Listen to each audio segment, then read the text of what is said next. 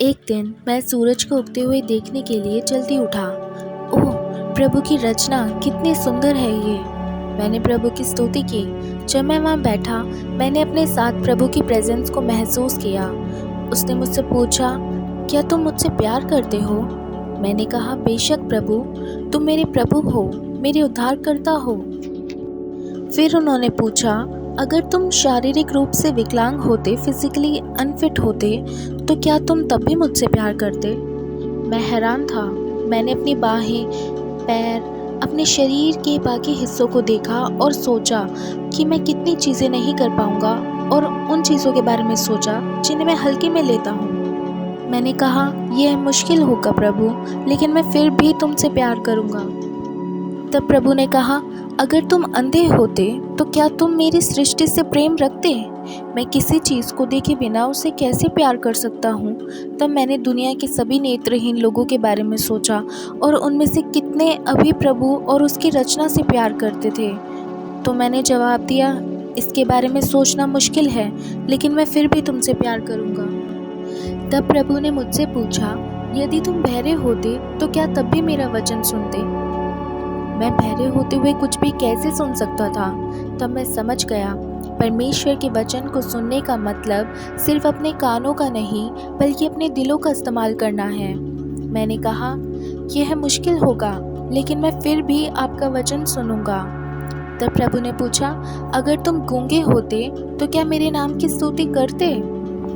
मैं बिना आवाज़ की प्रशंसा कैसे कर सकता हूँ? फिर यह मुझे समझ आया, प्रभु चाहते हैं कि हम अपने दिल और आत्मा से गाएं। ये कभी मायने नहीं रखता कि हम क्या कहते हैं, और परमेश्वर की स्तुति हमेशा गीत के साथ नहीं होती, लेकिन जब हमें सताया जाता है तो हम धन्यवाद के शब्दों के साथ प्रभु की स्तुति करते हैं। तो मैंने जवाब दिया, मैं शारीरिक रूप से नहीं गा सकता, फिर भी मैं आपके नाम की स्तुति करूँगा। और प्रभु ने पूछा, क्या तुम सच में मुझसे प्यार करते हो? साहस और दृढ़ विश्वास के साथ मैंने साहसपूर्वक कहा, हाँ प्रभु, मैं तुमसे प्यार करता हूँ, क्योंकि तुम एक हो और सच्चे परमेश्वर हो। मुझे लगा कि मैंने अच्छा जवाब दिया है, लेकिन प्रभु ने पूछा, फिर तुम पाप क्यों करते हो? मैंने कह दिया, क्योंकि मैं केवल मनुष्य हूँ, मैं पूर्ण नहीं हूँ। तो फिर क्यों जब तुम्हारी ज़िंदगी में सब कुछ ठीक होता है, शांति होती है, तो दूर भटकते हो? केवल मुसीबत के समय ही क्यों ईमानदारी से प्रार्थना करते हो? मेरे पास कोई जवाब नहीं था, सिर्फ आंसू। प्रभु ने जारी रखा, केवल संगति और रीट्री में ही क्यों गाते हो? केवल वर्शिप के समय ही मुझे क्यों ढूंढते हो? चीज़ें इतनी स्वार्थी क्यों हैं? चीज़ें इतनी बेवफा क्यों हैं? मेरे गालों पर आंसू लगातार लुढ़कते रहे। तुम मुझ पर क्यों लज्जित होते हो? तुम सुसमाचार क्यों नहीं फैला रहे हो? उत्पीड़न के समय में जब मैं रोने के लिए अपना कंधा अर्पित करता हूँ, तो तुम दूसरों के पास जाकर क्यों रोते हो? जब मैं तुम्हें अपने नाम से सेवा करने का अवसर देता हूँ, तो क्यों बहाना बनाते हो? तुम जीवन के साथ धन्य हो। मैंने तुम्हें उपहार को फेंकने के लिए नहीं बनाया है, मैंने तुम्हें मेरी सेवा करने के लिए प्रतिभाओं के साथ आशीर्वाद दिया है, लेकिन तुम दूर रहना जारी रखते हो।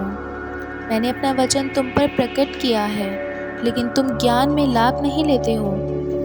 मैंने तुमसे बातें की, लेकिन तुम्हारे कान बंद थे।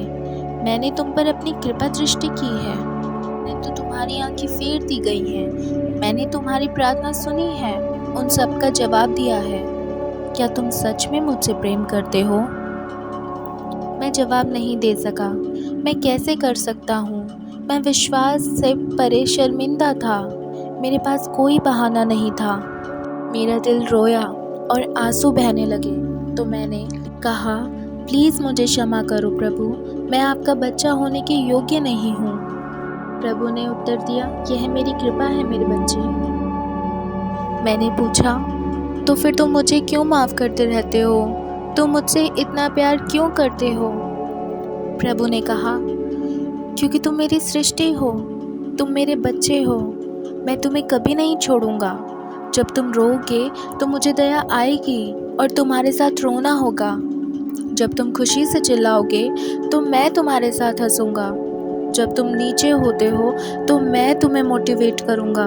जब तुम गिरोगे तो मैं तुम्हें उठाऊँगा। मैं दिनों के अंत तक तुम्हारे साथ रहूँगा और तुमसे हमेशा प्यार करूँगा। मैं इतना ज़ोर से पहले कभी नहीं रोया था। मैं इतना ठंडा कैसे हो सकता था?